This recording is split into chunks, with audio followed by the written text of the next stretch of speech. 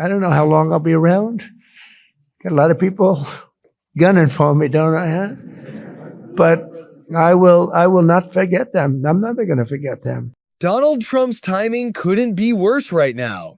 With the State of the Union around the corner and events some lawmakers are skipping anyway, he's out there giving speeches that feel less like campaign stops and more like live therapy sessions.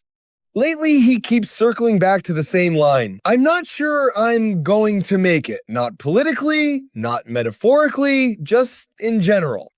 He's saying he hopes he makes it to heaven, but he doubts it. He's not sure what's going to happen to him. A lot of people are gunning for him. It's become a recurring theme. I don't know how long I'll be around. Got a lot of people gunning for me, don't I? Huh? But I will not forget them. I'm never going to forget them. Even Republican Congresswoman Nancy Mace posted, "Please pray for President Trump." That's not exactly subtle. In one speech, she told a crowd, "I don't know how long I'll be around," then immediately pivoted to, "But I'll never forget them." It had the energy of someone narrating their own documentary trailer. A few days earlier in Rome, Georgia, he told 56,000 people he didn't think he'd make it to heaven. I said, "I don't think I'm going to make it to heaven," in front of a massive group of people, 56,000 people. And they were all saying, "Oh, what does he mean?" I don't think I'm going to make it to heaven. I'm doing a great job for a lot of people, but I don't think so. I'm just not worthy of heaven. I'm not going to make it.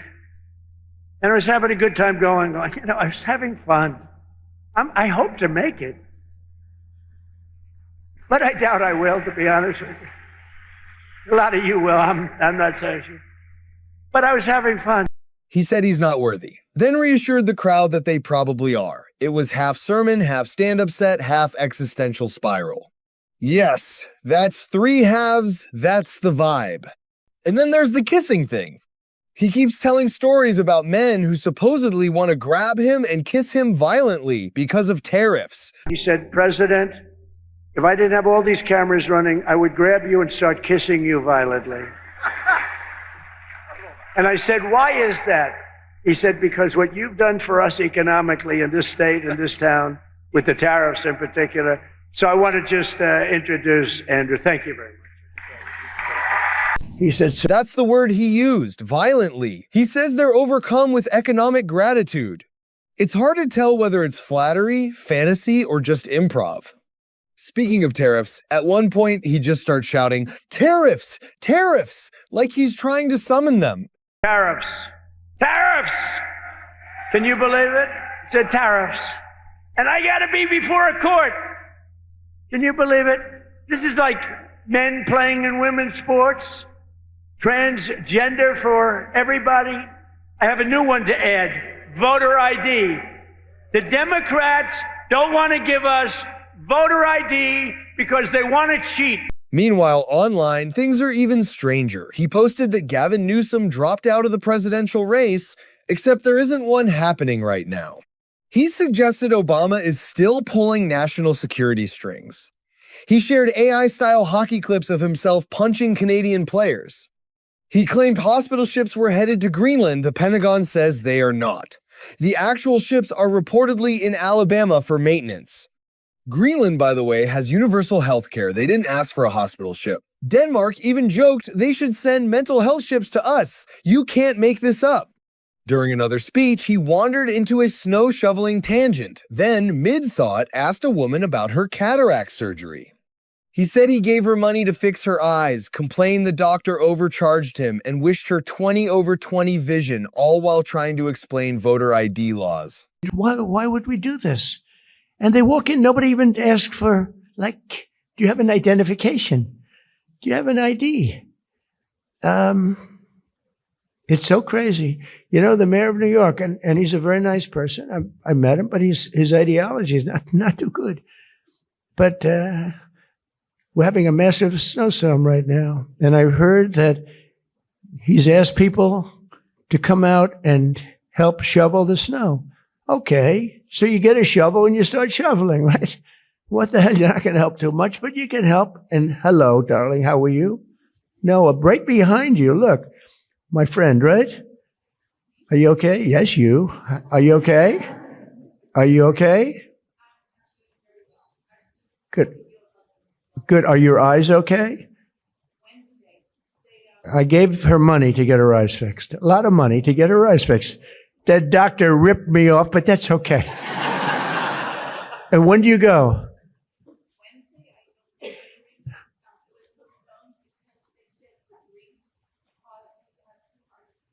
Well, you get them done. It's an operation, but it's 100%. You know, it's great. Good. You're going to have 20/20 vision. She's almost blind, cataracts. She's almost blind. And with one operation, that will take a very short period of time. Hope you have a good doctor. We wouldn't be here right now. I'm just thinking as we're going through, because we've suffered through it together. I suffer for the country. I mean, It was like flipping channels inside one brain. He also keeps insisting every election is rigged. 2020, rigged. 2024, rigged. If he wins, probably still rigged. if that election, if it wasn't rigged, it was a rigged election by millions and millions of votes. A guy that never left his basement. It was all run by crooked people. COVID was a little bit of a shield. We had a lot of things going on. But it was rigged by millions of votes. We did great in that election. But heroically, at a governor's dinner, he joked that every governor looks in the mirror and says, "I should be president." I told now I can say my movie star wife, do you believe this? I have to live with now another title. Yeah. She said, well, tell me about the group tonight. I said, well, they're all governors, and just about we have a couple of cabinet secretaries, so we can probably include them. And every time they look in the mirror, every time they wake up or go to sleep, they look in that mirror and they say, I should be president, not him. So I said, despite that, it's a very friendly group. And it really is, too. Many, many friends and very competent. Then pivoted into a detailed fantasy about building the most beautiful ballroom the world has ever seen. So, and just in closing, I wanted to, you've read a lot, we're building a ballroom. For 150 years, they've wanted a great ballroom at here, even a ballroom, not a great one. Just give me a room, because this is a very small room, can hold very small numbers of people. And they've wanted a great ballroom, and we're going to build the greatest ballroom anywhere in the world. There'll be nothing like it. And you're looking right here at the entrance. This is a knockout panel, exactly where the gold curtains are. And when that gets opened, there's a magnificent walkway that goes into what will be the most beautiful ballroom anywhere in the world. A ballroom. That's been the dream for 150 years, apparently. And just when you think you've reached peak surreal, he reassures everyone that he reads very well and has great comprehension. Look, I'm not diagnosing anything, I'm just replaying the highlights. Sir, I want to kiss you so badly. And I said, no, thank you. But you know what? I understand how they're very easily swayed. I want to be a good boy. I have very effectively utilized tariffs over the past year. You've got repeated talk about not making it, heaven doubts, violent gratitude kissing, imaginary races, hockey fight edits, phantom hospital ships, snow shovels, cataracts, rigged elections, dream ballrooms, and self-reviewed reading skills all in the span of a few days. Do you think there will be arrests in America? No, I don't. I have no confidence in our justice system. I think it's a system of injustice. I think the way that these victims and others get justice are seeing people, if they're not going to go to jail, be removed from boards, be publicly shamed out of civil society, lose their companies. You're starting to see some of that. The dominoes are falling, but they're not falling fast enough. And that's why I'm really intent on getting all the files out there. I don't believe there's any more investigation. There are not going to be any more indictments, because I believe Epstein was an intel asset, maybe of one or multiple nations. And that's why our country protected him and the information and videos and audio that he had on other world leaders. But until people go to jail, people want justice. And that's the only way we're going to get it right now. I mean, I read the paragraphs. I read very well. Great comprehension. I read everything there is to read, and I said, we can't lose this case. What exactly are we watching unfold right now? The State of the Union should be interesting. Strap in.